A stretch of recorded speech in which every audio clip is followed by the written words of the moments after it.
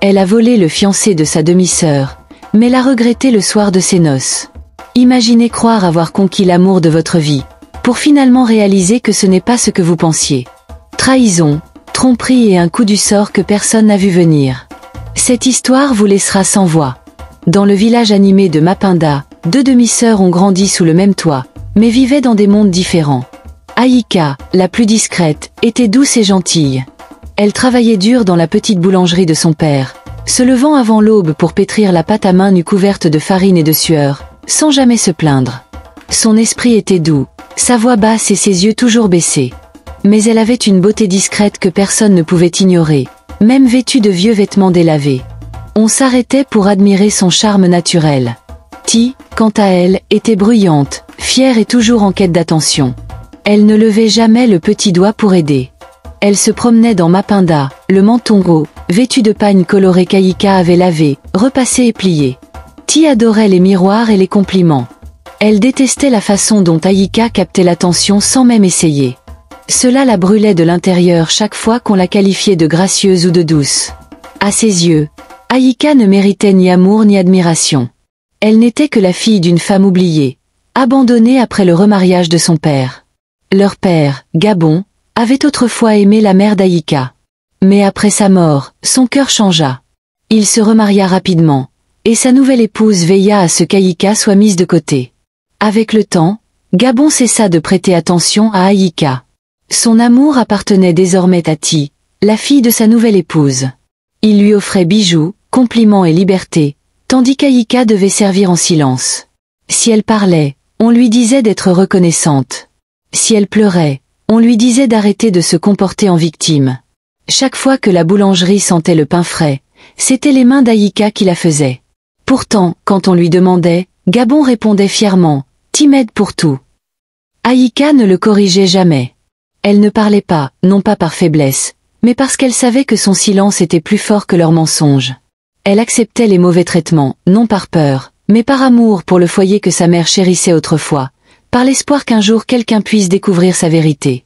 Ti prenait ce silence pour de la faiblesse. Elle riait dans le dos d'Aïka, se moquant de sa voix douce, de son air quelconque, de ses pieds nus. « Aucun homme ne te regardera jamais », murmura-t-elle un jour en souriant. Mais Aïka se contenta de lui sourire en retour et continua à pétrir la pâte. Au fond d'elle-même, elle croyait que la gentillesse avait sa propre récompense, même si personne ne l'applaudissait. La vie d'Aïka était faite de sacrifices. Elle renonçait à ses rêves, à son repos, à son confort, juste pour faire tourner la maison. Elle cuisinait, nettoyait et souriait malgré tout. Mais sous ce sourire se cachait un cœur trop souvent meurtri.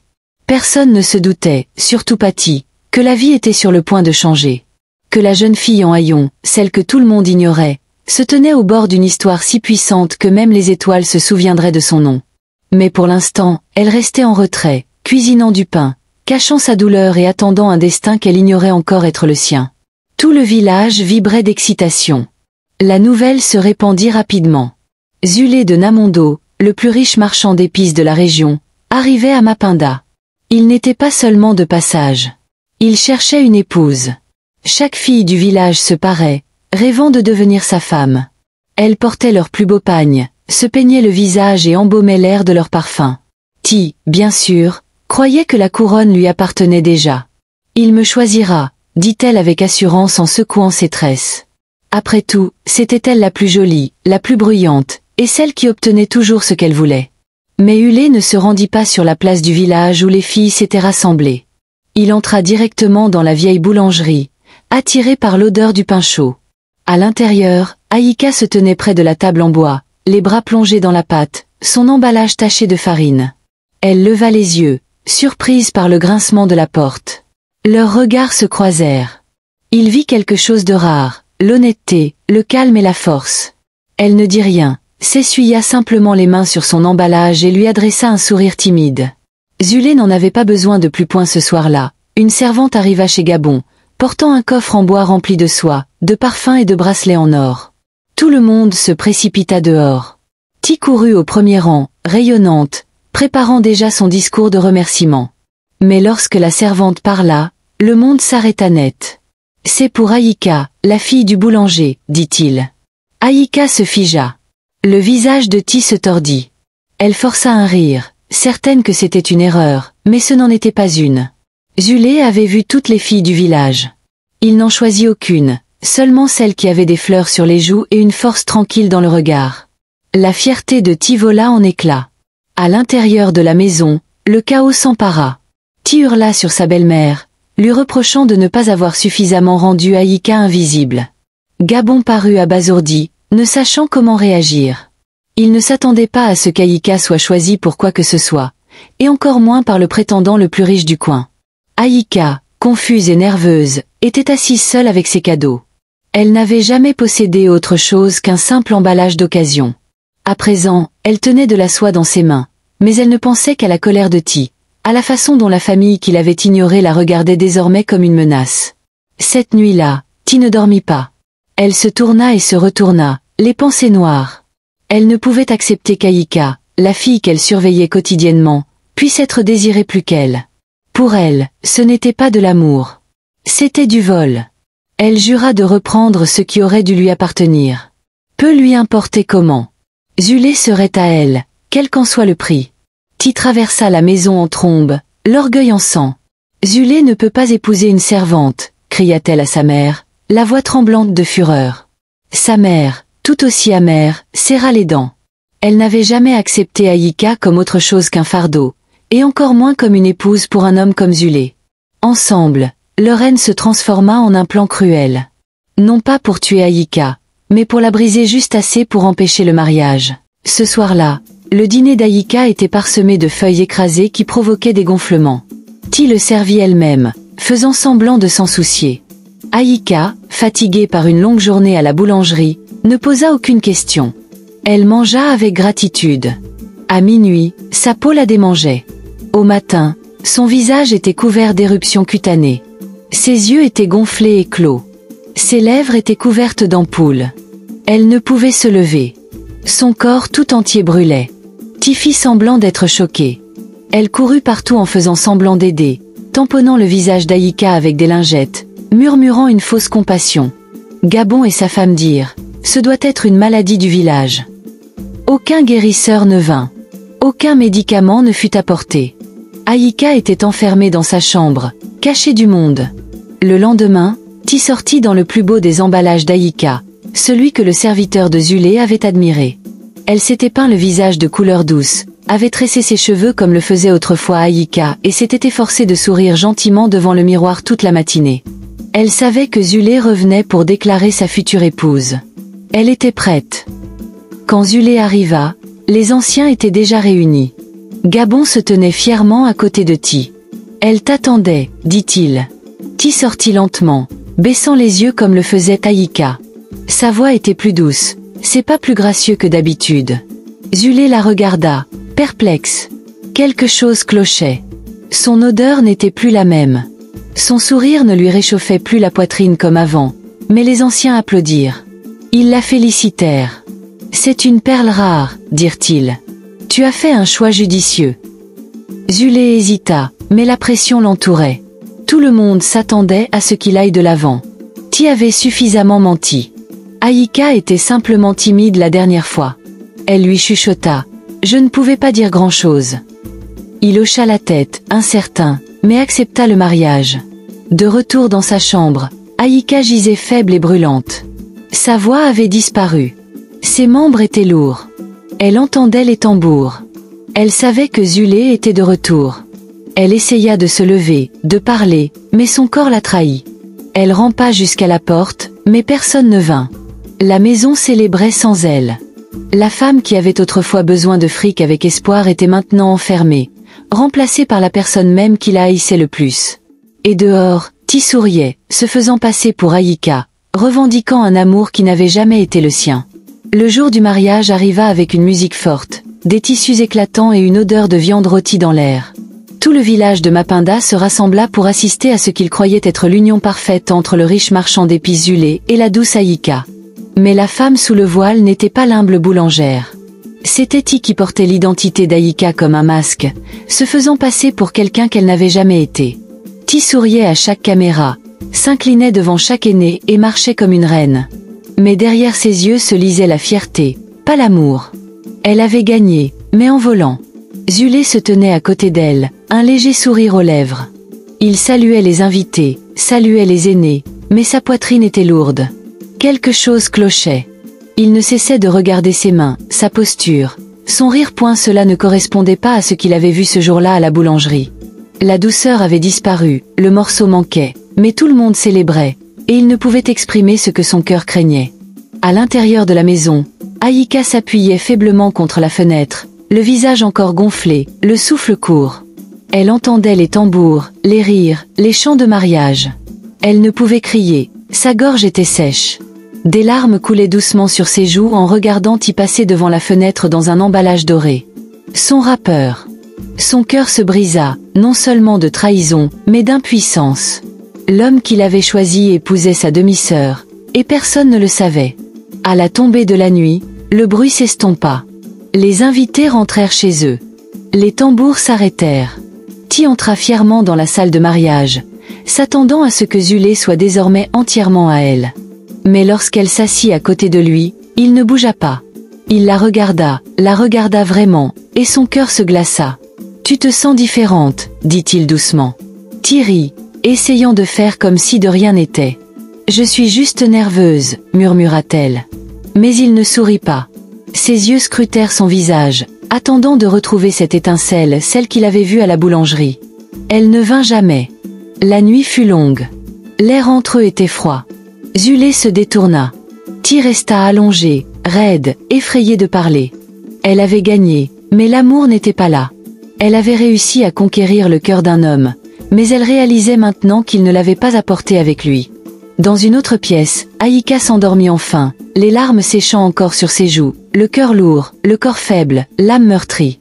Et cette nuit-là, sous les étoiles qui la regardaient en silence, ce qui aurait dû être une célébration de l'amour devint le début silencieux d'une trahison. Zulé s'assit au bord du lit, fixant Ti. La pièce était silencieuse, trop silencieuse pour une nuit de noces. Il lui prit la main, mais même son contact lui semblait inconnu. Il pencha la tête et l'examina attentivement. « Tu as changé, dit-il doucement. » Ti rigola et détourna le regard, feignant la timidité. « C'est juste l'excitation, répondit-elle en évitant son regard. Mais Zulé ne sourit pas. Il se pencha, scrutant son visage. « Tes yeux ne me regardent plus comme avant. Ta voix n'est plus aussi douce. Ce n'est plus elle. » Sa voix était à peine plus forte qu'un murmure, mais elle frappa Ti comme le tonnerre.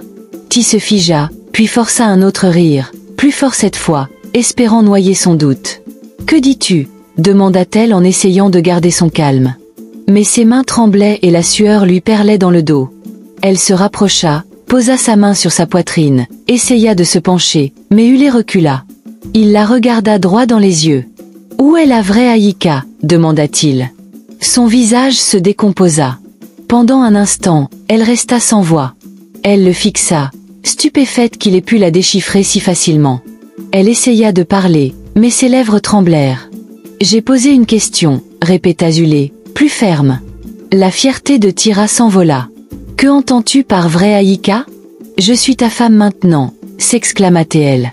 Zulé secoua lentement la tête. « Tu as trompé tout le monde, mais pas mon cœur. » Il se détourna d'elle, la mâchoire serrée. La peur de Ti se transforma en rage. « Alors, tu veux toujours cette bouquetière ?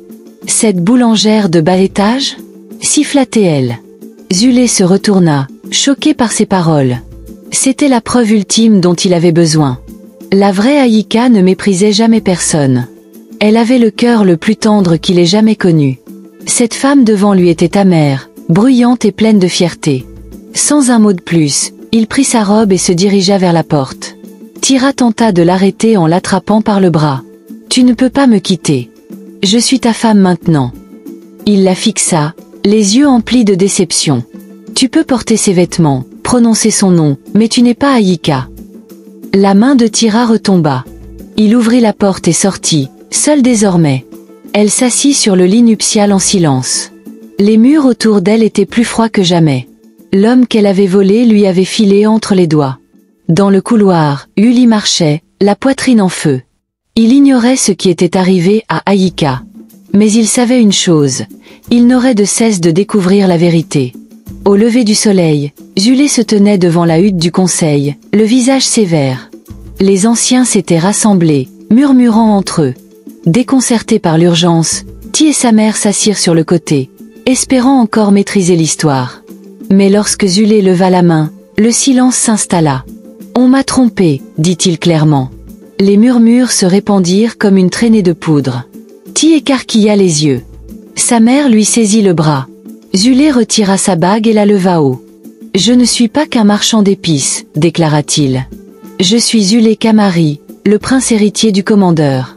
Je suis venu à Manda non pas pour la beauté, mais pour la vérité, pour un cœur qui ne courait pas après l'or. » Les anciens le fixèrent, incrédules. Certains se levèrent, d'autres s'inclinèrent. Un prince avait vécu parmi eux, et il l'ignorait. J'ai rencontré la femme que j'étais prêt à faire de ma reine. Pas sur un marché, pas dans un palais, mais dans une boulangerie couverte de farine, souriant avec gentillesse. Il marqua une pause, le regard perçant. Et ce n'est pas celle que j'ai épousée hier soir. Des exclamations de surprise résonnèrent. Tous les regards se tournèrent vers Ti, le visage décoloré. « Ce n'est pas Ayika », dit Zuli en pointant du doigt. « C'est ma femme », cria Ti, mais sa voix se brisa. « Non », répondit-il. « C'est une voleuse de noms, de visages, de cœurs. » Le chef des anciens se leva. « Alors, où est la véritable Ayika ?» Zulé baissa la tête. « Trouvez-la. Amenez-la ici. » Des messagers furent envoyés. Et bientôt, la petite foule se tourna vers une silhouette qui approchait lentement. Ayika s'avança, enveloppée dans un simple tissu. Son visage portait encore des signes de maladie, mais sa posture était calme, son esprit intact. Elle entra dans le cercle avec une dignité tranquille. Pas de maquillage, pas d'or, juste elle-même. Zulé la vit et son souffle se coupa. Il fit 2 pas en avant, puis 3, et tomba à genoux. « Ceci, dit-il assez fort pour que tous l'entendent, voici ma fiancée. » Les larmes montèrent aux yeux des villageois. Même certains anciens se couvraient la bouche de crainte. Les mains d'Ayika tremblaient. « Mais je ne suis pas digne d'être reine, » murmura-t-elle. Zulé sourit. « Tu es la seule qui existe. Quand je n'avais rien, tu m'as montré de l'amour. Tu as travaillé. Tu as donné. Tu ne t'es jamais vanté. C'est la force que je veux à mes côtés. » Ayika cligna des yeux pour retenir ses larmes, incertaine de rêver. Derrière eux, Ti tremblait de colère. Sa mère siffla. « Fais quelque chose. » Mais Ti savait que c'était fini. Le mensonge avait éclaté et sa couronne volée avait disparu. Le chef des anciens s'approcha d'Ayika et posa une main sur son épaule. « La vérité éclate toujours, ma fille, dit-il. Et aujourd'hui, elle t'a trouvé. » Zulé se tenait à ses côtés, fier. « M'accepteras-tu encore ?» demanda-t-il doucement. Ayika fit un léger signe de tête. La foule éclata en acclamations. Les tambours recommencèrent, mais cette fois pour la bonne épouse. Ti ne put que regarder ses rêves s'effondrer comme du pain sec sous ses pieds. Le village de Mapinda n'avait jamais connu une telle honte. Le lendemain de la révélation de la vérité, le conseil se réunit à nouveau. Cette fois, il n'y eut pas de célébration. L'air était lourd, les gens silencieux. Ti et sa mère furent convoqués, debout devant les anciens, la tête basse, l'orgueil brisé. La voix du chef des anciens était calme mais ferme. « Tu as usé de tromperie pour déshonorer une union sacrée.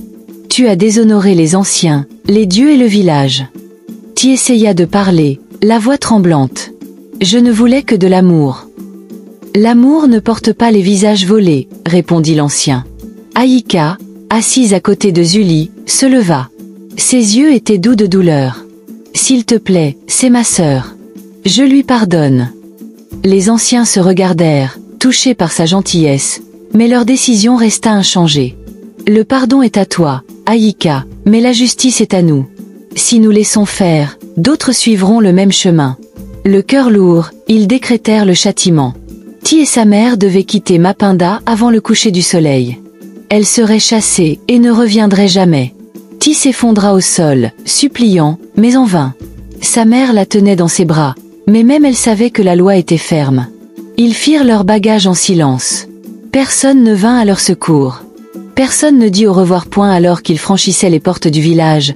Les villageois les observaient depuis les seuils, leurs murmures de fierté s'évanouissant.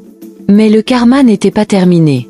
2 semaines plus tard, dans le village voisin de Mombasa, Ti crut avoir trouvé une occasion de prendre un nouveau départ. Un homme grand et beau parleur, vêtu de belles robes, l'aborda au marché. Il prétendit être un noble en quête d'une épouse. Désespérée et honteuse, Ti mentit de nouveau, se faisant passer pour la fille d'un chef. L'homme sourit, lui offrit nourriture, abri et promesses. Elle le suivit. Cette nuit-là, il l'entraîna au cœur de la forêt, lui disant que sa maison était juste devant. Mais il n'y avait pas de maison. Pas de noble. C'était un trafiquant.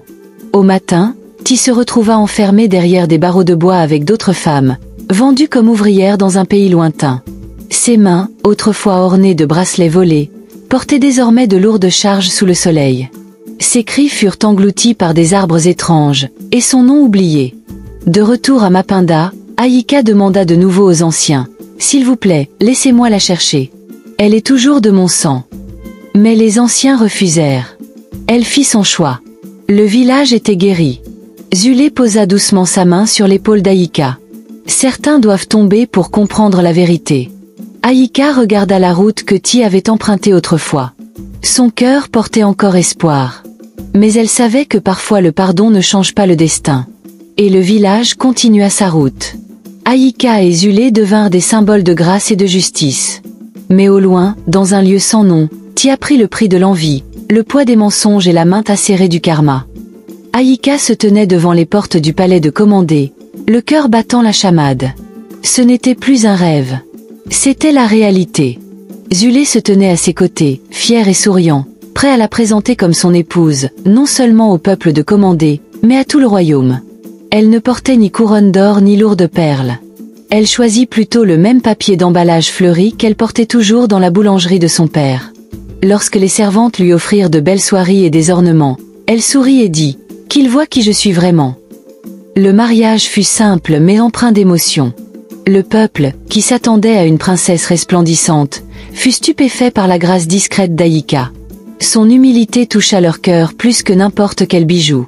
Et lorsque Zulé annonça « Voici Ayika, ma reine », choisie non par la richesse ou le titre, mais par le cœur, la foule applaudit avec enthousiasme. Ayika ne perdit pas de temps à s'imprégner du luxe du palais. Quelques semaines seulement après le mariage, elle demanda un espace derrière la cuisine royale. « Je veux faire de la pâtisserie », dit-elle. Les cuisinières étaient perplexes, mais Hulé la soutint. Ce petit espace devint rapidement une boulangerie royale où Ayika pétrissait la pâte comme elle le faisait à Mapinda. L'odeur du pain remplissait les salles du palais chaque matin, attirant même les nobles vers son four. Mais Ayika ne s'arrêta pas là. Elle commença à inviter des jeunes filles des villages voisins, notamment des orphelines et des oubliées de la société. Elle leur apprit à cuisiner, à se tenir droite, à croire en elles. « Vos mains sont fortes », leur disait-elle. « Vous pouvez faire de la magie avec de la farine. » Les cicatrices sur son visage s'estompèrent lentement avec le temps, mais elle ne les masqua jamais. « Elle me rappelle où j'ai été », dit-elle lorsqu'une servante royale lui offrit un jour des crèmes onéreuses. Au début, les gens murmurèrent, mais bientôt ils commencèrent à admirer ses cicatrices. Elles firent partie de sa force. Elles firent partie de son histoire. Les années passèrent, et la reine Ayika n'était plus seulement la femme qui avait épousé le prince. Elle devint un symbole pour Commandé, une femme qui renaissait de ses cendres, qui transformait la trahison en but, qui construisait les autres au lieu de chercher vengeance. Des visiteurs venus de contrées lointaines venaient visiter sa boulangerie. Des filles autrefois démunies tenaient désormais leur propre stand. Tout cela à cause de la reine qui croyait à la farine, au feu et aux secondes chances. Un jour, alors qu'elle se tenait sur le balcon du palais, regardant le soleil se lever, Hulé vint à ses côtés. « Tu as tout changé, dit-il. » Elle sourit doucement, les yeux toujours remplis de la même force tranquille. « Je n'ai pas tout changé. Je me suis juste rappelé qui j'étais. » Et au cœur de Commandé, là où les reines régnaient autrefois avec or et fierté, une nouvelle sorte de reine dirigeait avec bonté, force et un voile taché non pas par la saleté, mais par le parcours d'une femme qui avait transformé sa douleur en pouvoir. Des années avaient passé, et la reine Ayika était devenue une figure chérie à Commandé. Un matin calme, alors que les gardes du palais se préparaient pour leur ronde habituelle, une silhouette en haillons apparut aux portes. Sa robe était déchirée, ses cheveux emmêlés et ses pieds nus. Les gardes faillirent la repousser, mais elle murmura alors « Dites à la reine que c'est Ti. » Les murmures se répandirent dans le palais comme une traînée de poudre. Aïka, plus calme et gracieuse que jamais, sortit pour voir par elle-même. Là, accroupie sur les marches du palais, se tenait la sœur qui l'avait trahie. Ti était méconnaissable, la peau brûlée par le soleil, les yeux enfoncés, le corps maigre comme un clou. Elle leva les yeux, les lèvres tremblantes. « Aïka, pardonne-moi !» Le silence régna dans la cour. Les serviteurs se figèrent. Même les oiseaux du jardin semblèrent s'arrêter. « Je ne savais pas !» s'écria-t-il, des larmes coulant sur son visage poussiéreux. « Je croyais pouvoir te voler ce que tu avais. Je ne savais pas qu'on ne vole pas l'amour. J'ai souffert. J'ai été vendu, battu, abandonné dans la rue. Je n'ai rien. Je suis venu mendier. » Aïka la regarda un long moment. Son regard ne reflétait pas la colère. Il exprimait quelque chose de plus profond, la sagesse, l'expérience, la douleur. Elle se dirigea lentement vers la cuisine du palais et revint avec une miche de pain chaud. Elle la tendit à Ti, qui la regarda comme un trésor. « Tu n'as pas volé l'amour, » dit doucement Aïka. « Tu as volé la douleur et maintenant tu la portes. » Ti ouvrit la bouche comme pour parler davantage, pour s'excuser à nouveau, pour demander de l'aide. Mais Aïka se détourna, non par haine ni par vengeance, mais avec le calme de quelqu'un qui a déjà guéri. Ti serra le pain contre sa poitrine, des larmes coulant silencieusement tandis que les portes du palais se refermaient derrière elle. Les spectateurs n'acclamèrent ni ne raillèrent. Ils avaient été témoins de quelque chose de puissant. Une reine qui ne cherchait pas à se venger, qui faisait preuve de bonté même envers celui qui lui avait causé la plus profonde douleur. Cette miche de pain était plus que de la nourriture. C'était de la miséricorde enveloppée de silence.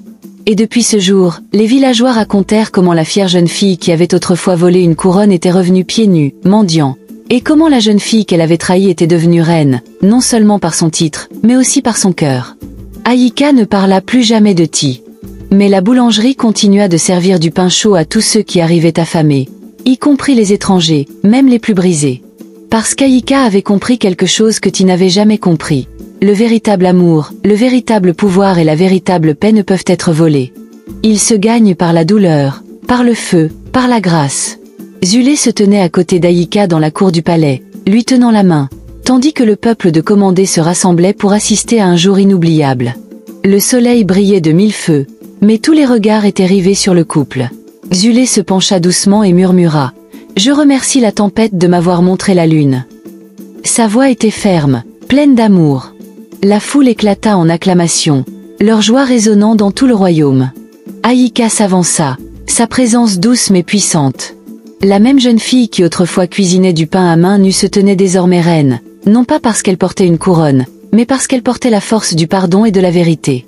Elle regarda les visages devant elle et parla avec son cœur. « N'envie pas le destin de quelqu'un, » commença-t-elle d'une voix claire et calme. « Tu pourrais bien chercher à subir ses souffrances. J'ai été trahie, marquée par les cicatrices et oubliée. Mais ce qui m'appartenait m'est revenu.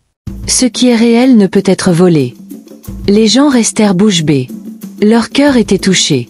Les enfants souriaient, les anciens hochaient la tête, et même les gardes retenaient leurs larmes. Aïka avait non seulement survécu au feu, mais l'avait transformé en lumière. L'histoire d'Aïka et de Zulé se répandit comme une traînée de poudre à travers les villages et les contrées lointaines. On parla de la mariée cachée, de la sœur trompeuse et du prince qui voyait au-delà du masque. On raconta comment l'amour, aussi retardé ou attaqué fut-il, trouvait toujours son chemin. Et tandis que le commandant célébrait leur reine, dans un coin calme et poussiéreux du village, Ti était assise seule, les cheveux en bataille, la robe tachée. Elle tenait un morceau de pain sec, dur et craquelé comme son esprit. Elle mâchait lentement, le regard perdu dans le vide. Elle se souvenait du palais, de la musique, de la robe qui n'était pas la sienne. Elle se souvenait du moment où Zulé l'avait regardée dans les yeux et avait percé le mensonge. Elle avait tenté de lui voler un amour qui ne lui était jamais destiné. Maintenant, il ne lui restait que des regrets. Alors que le pain s'émiettait dans sa bouche, des larmes coulaient sur son visage. Chaque bouchée lui rappelait ce qu'elle avait perdu, non pas des richesses, ni une couronne, mais quelque chose de plus profond, la confiance, la famille, l'amour. Elle ravalait la douleur à chaque miette. Personne ne venait lui rendre visite. Personne ne l'appelait. Elle n'était plus qu'un souvenir, un avertissement murmuré aux enfants. Ne prenez pas ce qui ne vous appartient pas, vous risqueriez de perdre ce qui vous était destiné. Pendant ce temps, Ayika et Zulé continuaient à faire preuve de gentillesse. Leur amour se renforçait de jour en jour. La boulangerie s'agrandissait, nourrissant les pauvres et formant des filles pleines de rêves. Les cicatrices du passé d'Ayika s'étaient estompées, mais sa sagesse demeurait. Dans le cœur des gens, une vérité demeurait inébranlable. Le véritable amour ne se vole pas. Il reconnaît la vérité. Il attend. Il survit aux tempêtes. Et à la fin, elle ne choisit que ce qui est pur. Le dernier chapitre ne se conclut pas par une vengeance, mais par une simple miche de pain, une larme et une légende éternelle. Quel puissant voyage d'amour, de trahison et de rédemption. L'histoire d'Ayeka nous enseigne que le véritable amour ne se vole pas et que la douleur que nous infligeons aux autres revient souvent de manière inattendue. T'y croyais pouvoir prendre le bonheur d'Ayeka, mais au final, c'est sa force et sa résilience qui ont conquis le cœur de celui qui comptait vraiment. Ce récit nous rappelle que, quelles que soient les tempêtes que nous affrontons, la vérité finira toujours par nous frayer un chemin. Si le parcours d'Ayeka vous a touché, rappelez-vous, chaque épreuve est une opportunité de s'élever, et personne ne peut vous enlever ce qui vous est destiné. L'histoire d'un amour volé et d'une confiance retrouvée est une leçon pour nous tous. Si vous avez déjà connu la trahison, sachez que la guérison et un véritable chemin vers l'avenir sont possibles, tout comme Ayeka a trouvé le sien. Si cette histoire vous a touché, ne la gardez pas pour vous. Partagez-la avec quelqu'un qui a besoin de l'entendre. Aimez cette vidéo pour témoigner votre soutien et abonnez-vous à notre chaîne pour découvrir d'autres histoires incroyables qui inspirent force, bienveillance et authenticité. Votre soutien nous aide à donner vie à des récits plus forts. Merci de votre attention et de votre participation à cette belle communauté. Ensemble, nous continuerons à apprendre de ces histoires et à devenir plus forts. Restez connectés pour en savoir plus. Et n'oubliez pas, votre véritable chemin vous attend.